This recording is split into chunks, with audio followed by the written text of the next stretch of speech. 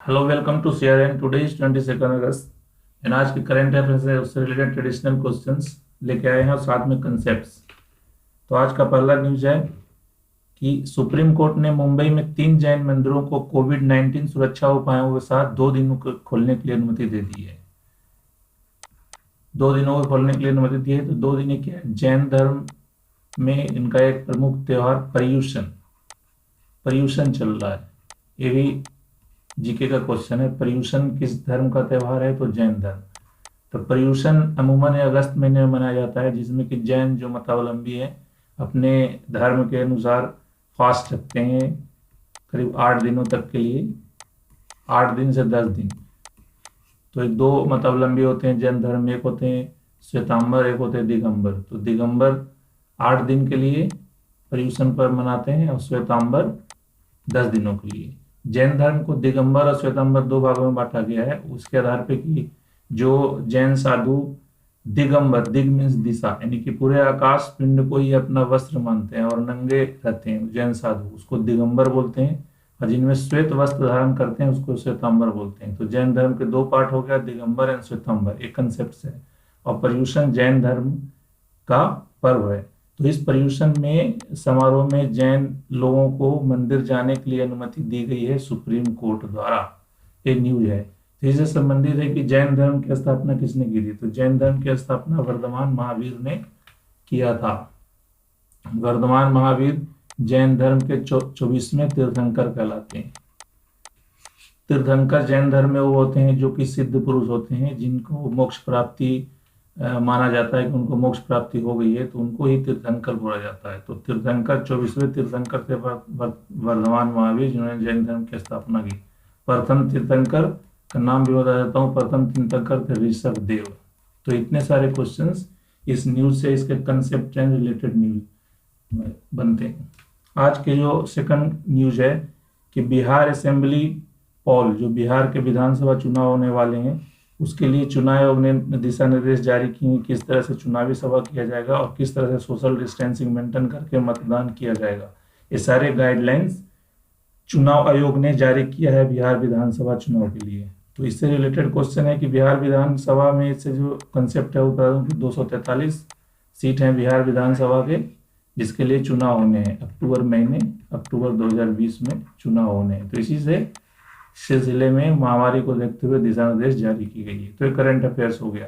इससे रिलेटेड हुआ कि संविधान के किस अनुच्छेद के तहत चुनाव आयोग एक्चुअली संविधान में वर्णित एक आयोग है। तो संविधान में जो वर्णित होते हैं उसको संवैधानिक संस्था बोलते हैं, कॉन्स्टिट्यूशनल बॉडी। तो कॉन्स्टिट्यूशनल बॉडी है, तो किस आर्टिकल में चुनाव आयोग का जिक्र है, उसके पावर्स और उसके संगठन के बारे में जिक्र किया हुआ है। तो संविधान के 324 आर्टिकल में चुनाव आयोग के पावर और उसके गठन के बारे में जिक्र किया हुआ है। आज का अगला जो न्यूज है कि फॉर्मर फाइनेंस सेक्रेटरी, जो पूर्व वित्त सचिव राजीव कुमार हैं, राजीव कुमार जो थे, उनको केंद्र ने चुनाव आयुक्त नियुक्त किया है।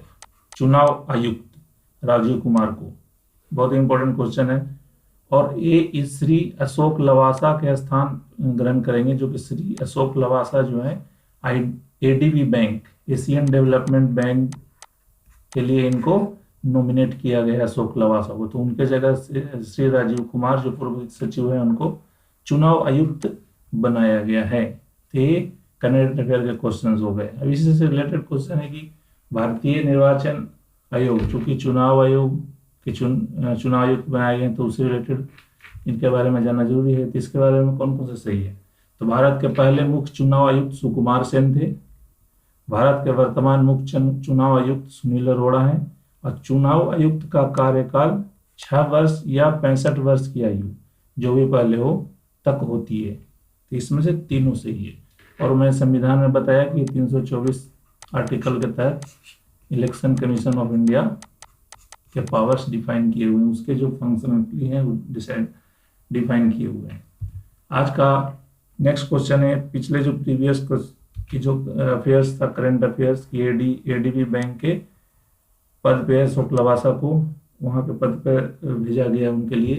तो एडीबी के संबंध में बताना है कि कौन सा सही है। तो एडीबी का मुख्यालय फिलीपींस के मंडलुयोंग शहर है, वहाँ एडीबी का मुख्यालय। एडीबी मतलब Asian development bank.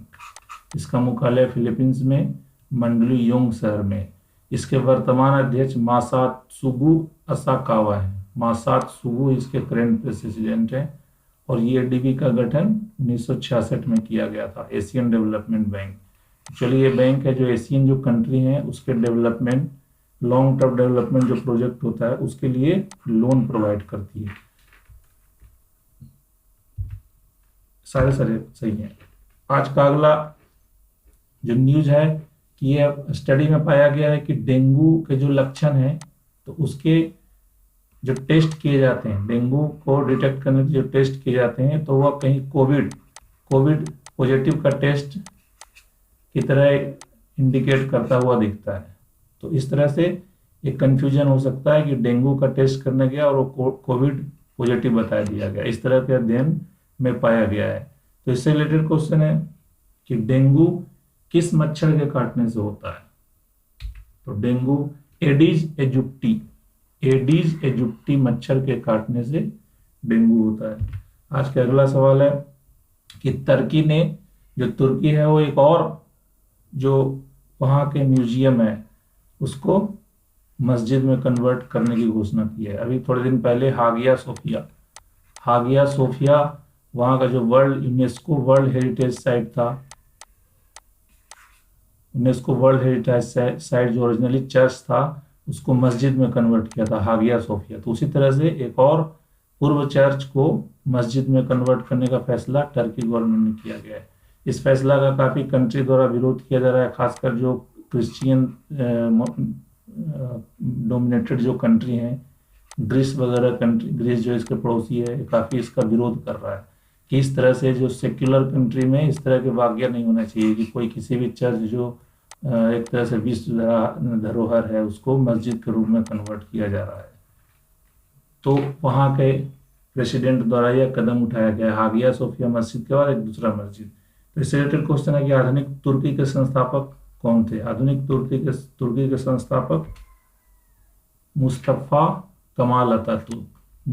Kemal Ataturk आधुनिक तुर्की के संस्थापक थे। ये टर्की आप इसमें देख लो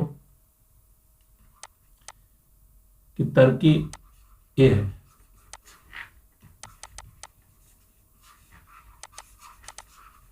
this is Turkey on world map.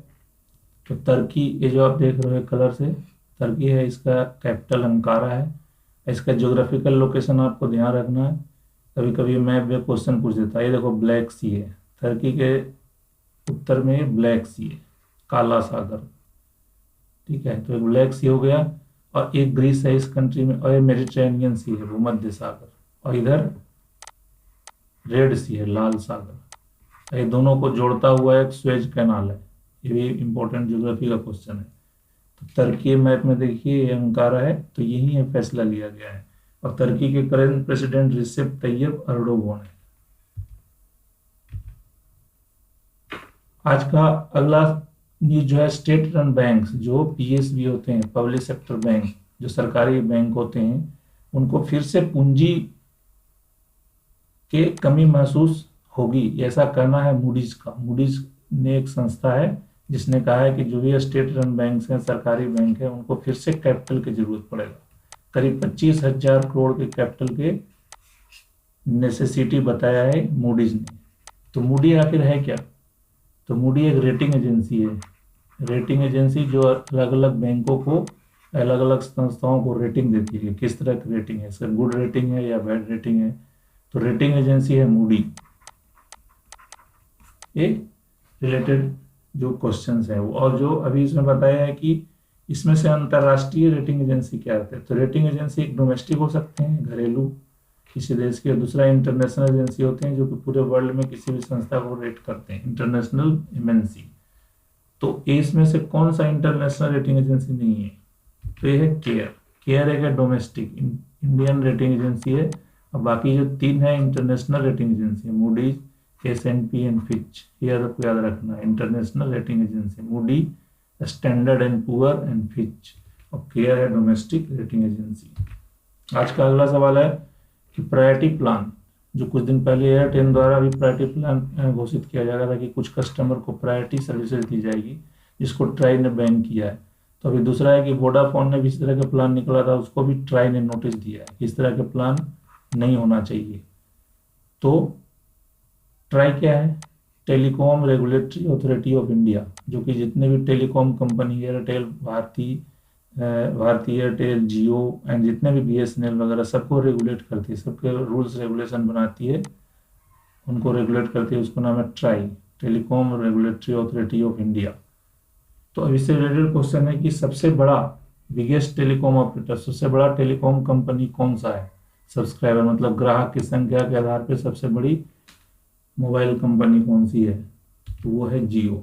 जियो सबसे बड़ी कंपनी बन गई है ये मई महीने में ये इसके सब्सक्राइबर पे बेस सबसे ज़्यादा हो गए, सबसे ज़्यादा ग्राहक हो गए, सबसे ज़्यादा ग्राहक वाली कंपनी जियो है। आज का अगला सवाल है, इसमें IRDA ने बोला, IRDA क्या होता है, insurance regulatory development authority of India, जो इंश्योरेंस कंपनी को रेगुलेट करती है, insurance regulatory development authority of India.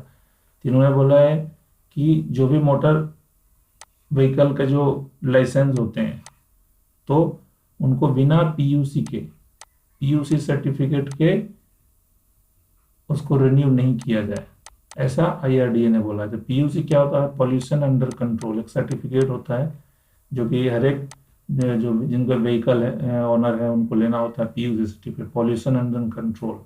तो IRDA का एक्चुअली सुप्रीम कोर्ट ने गाइडलाइंस दिया है कि बिना PUC के किसी भी लाइसेंस को रिन्यू नहीं किया जाएगा।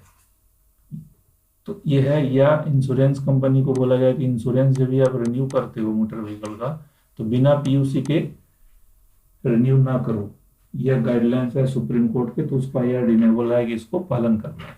तो अभी IRDA insurance regulatory development of India के चेयरमैन कौन है, वह सुभाष चंद्र खुंतिया इनके चेयरमैन है। आज का अगला सवाल खेल से संबंधित है कि कौन सी यूनिवर्सिटी को मौलाना अब्दुल कलाम आजाद ट्रॉफी के लिए चुना गया है।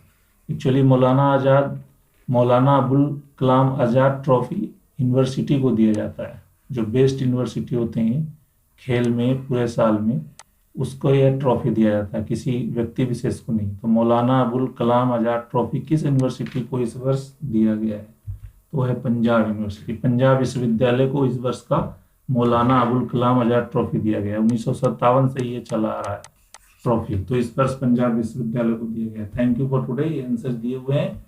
इस तरह से चैनल पे करंट अफेयर्स और related questions and concept discuss करते हैं। If you like this subscribe and share to your friend. Thank you.